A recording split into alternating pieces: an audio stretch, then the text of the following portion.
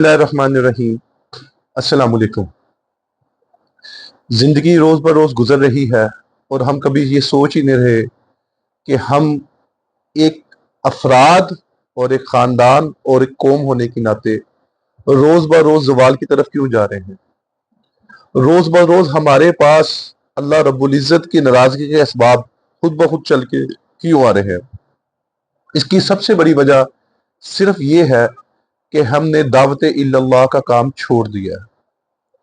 चाहे आप अपनी ज़ात में अकेले हैं, उस शक्ल में भी दावत इल्लल्लाह बहुत ज़रूरी है और ईमान का जुज़्व है, बल्कि ये एक सूरज है जिसके गिर्द आपका सारा ईमान और सारी अखलाकियात और सारी नमाज और रोज़ा ज़ुकात और दीन के सारे अरकान इसके गिर्द घूमते हैं। ये दावत इल्लल्लाह इतना बड़ा काम है क्योंकि हमारी ज़िंदगी में आज ज़वाल की सबसे बड़ी वजह यही है कि ना हमने इनफरादी ज़िंदगी में इसको फोकियत दी, ना अपने ख़ानदान रिश्तेदारों में इसको फोकियत दी और ना ही इज्तिमाई तौर पर लोगों के दरमियान, चाहे कारोबार की शक्ल में, चाहे मोहल्लेदारी की शक्ल में, चाहे हमसायागिरी की शक्ल में भी इस काम को काम नहीं समझा। इस कायनात का बनाने का अल्लाह का मकसद सिर्फ यही था कि इंसान अल्लाह रब्बुल इज्जत की पहचान और अल्लाह को मानकर चले।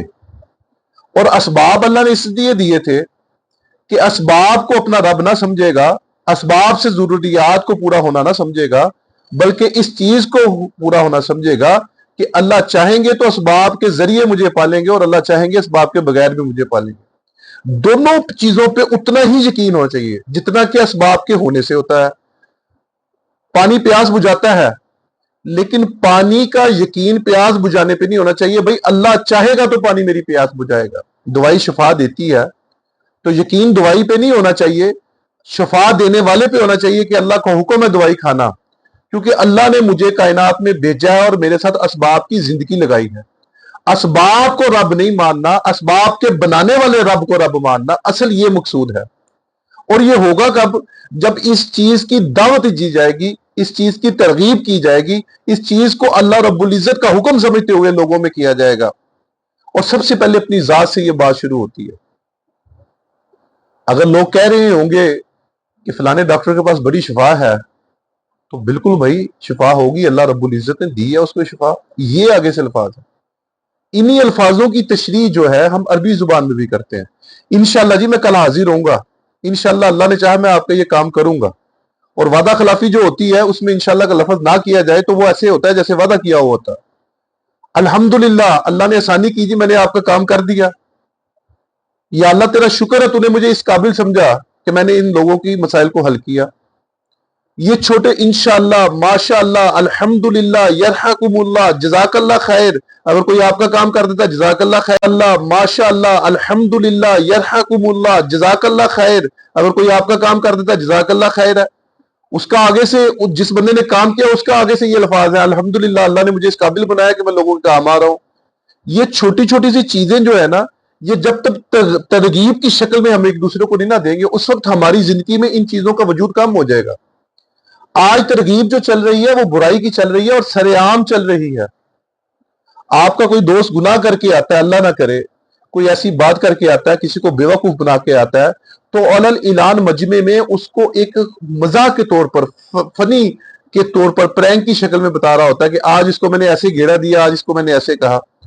इसी तरह किसी के पैसे देने हो तो बात सुनाता है जी आज ये हो गया, आज फलाना बीमार हो गया, आज मौसम नहीं था, आज गाग नहीं था, तो उसको भी भेज दिया जाता है और इन चीजों को फख्र के तौर पर पेश किया जाता है। इसकी सबसे बड़ी रीजन जो है हमारे माशरे की खराब होने की सिर्फ एक ही है कि हमने दावत इल्लल्लाह को छोड़ दिया है, इस काम को अपना मकसद नहीं बनाया।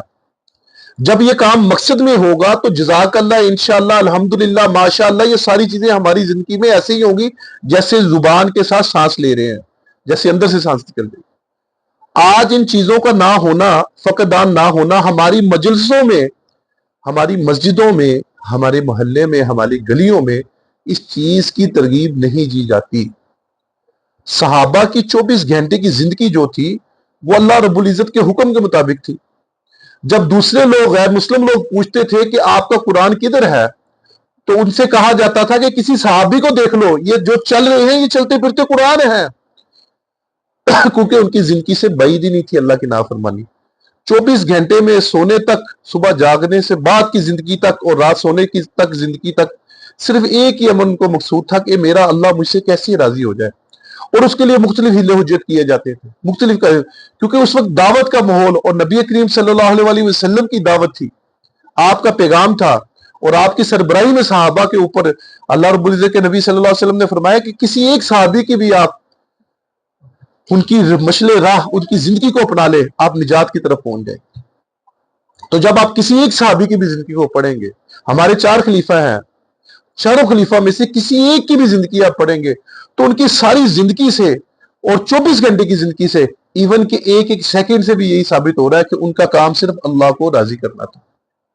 और असबाब के दर्जे में उनके सामने बहुत बहुत मसले आए हैं, लेकिन कंप्रोमाइज नहीं किया, सिर्फ इसी बात का ऐलान किया कि ये महबूब सल्लल्लाहु अलैहि वसल्लम ने बात तय कर दी है, ये ऐसे है और ऐसे ही होनी है, और उसमें कभी कंप्रोमाइज नहीं किया गया।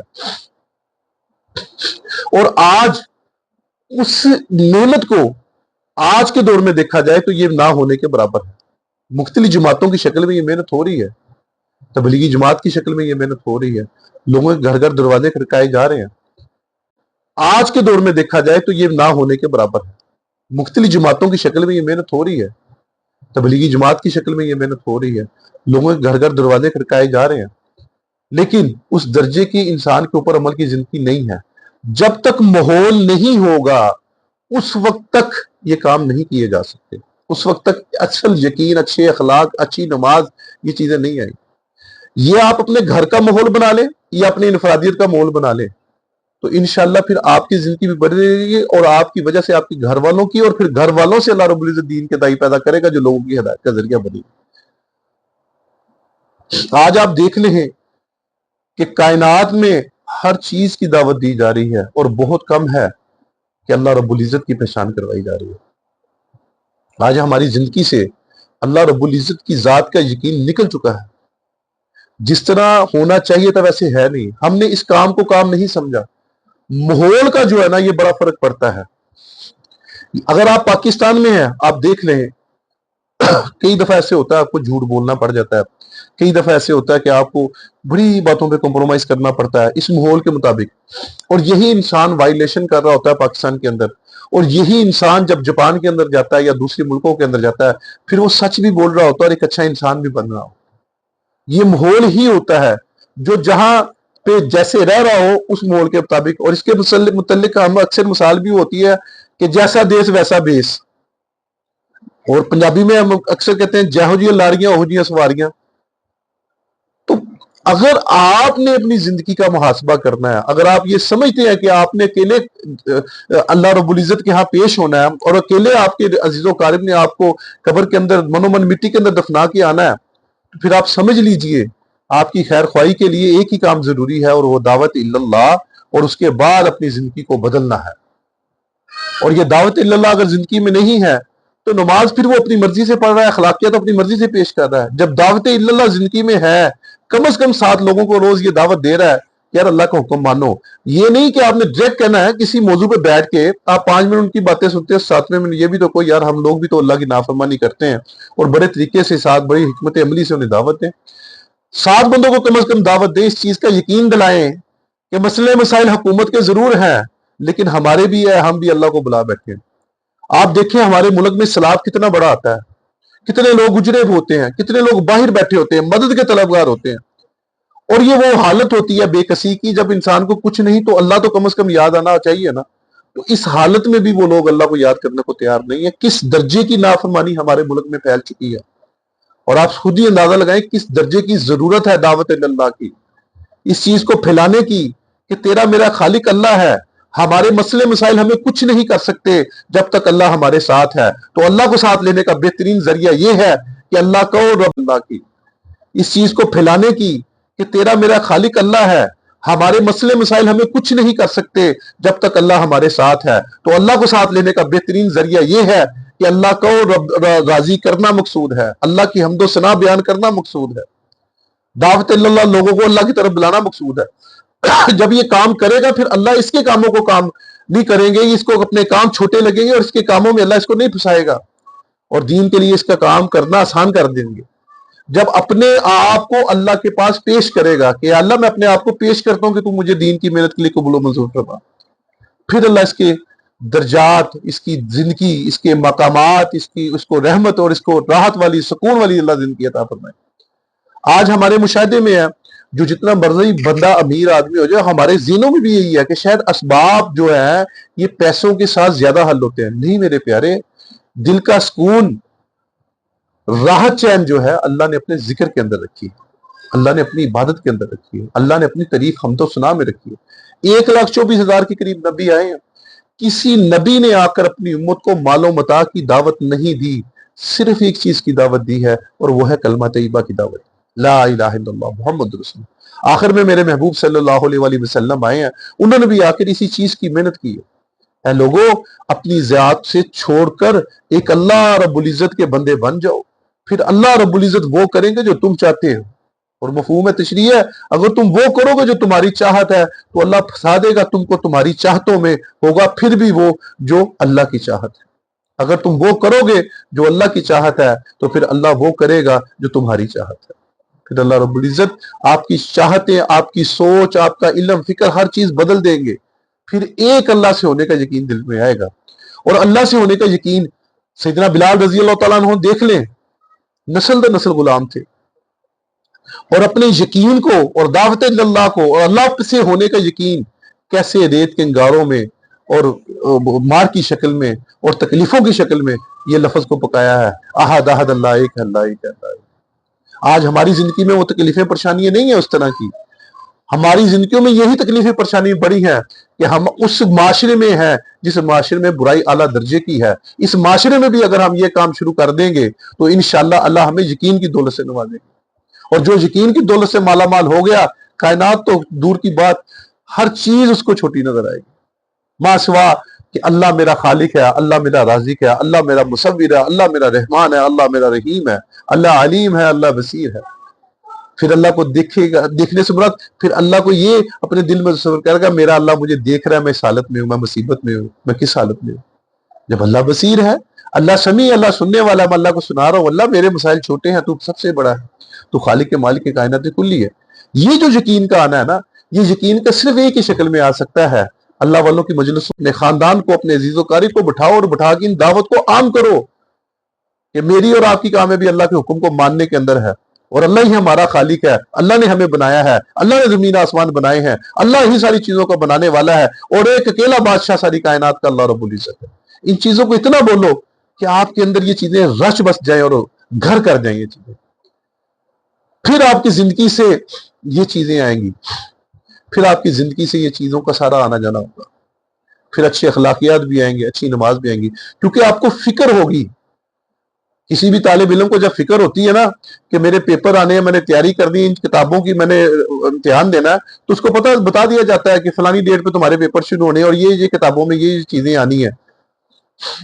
بلکہ مضامین اچھے خاصے ہوتے ہیں، اور سوال اس میں سے صرف 8 آنے ہوتے ہیں، تو پھر سوال اگر فکر کرنے والا طالب علم ہوتا ہے تو وہ جس درجے کی فکر کرتا ہے اس درجے کے اس کے پھر نمبر بھی آتے ہیں، اور جب نمبر اچھے آتے ہیں تو اس کا ریزن ہی ایک ہوتی ہے کہ فکر مند تھا، پریشان تھا، محنت کر رہا تھا۔ آج اسی طرح اللہ رب العزت نے قرآن پاک بھی دیا، اور سوالوں کا ہمیں بتا بھی دیا، 3 سوالوں نے، اور زندگی کے لیے دنیا میں چھوڑ بھی دیا، اور کائنات کی ہر چیز اس کے سامنے رکھی ہے کہ یہ خود بخود نہیں بنی، اس کا بنانے والا صرف میں رب ہوں، میں اکیلا اللہ ہوں۔ اور خود قرآن میں فرما رہے، کدھر جا رہے ہو اے انسان، کدھر جا رہے ہو اے لوگ، تمہارا میرے سوا کون ہے، تمہیں میرے سوا کون بخشنے والا ہے۔ اور یہ گنہگاروں کو کہہ رہے ہیں، اللہ نیکوکار کو نہیں کہہ رہے، مجھے اور آپ کو کہہ رہے ہیں۔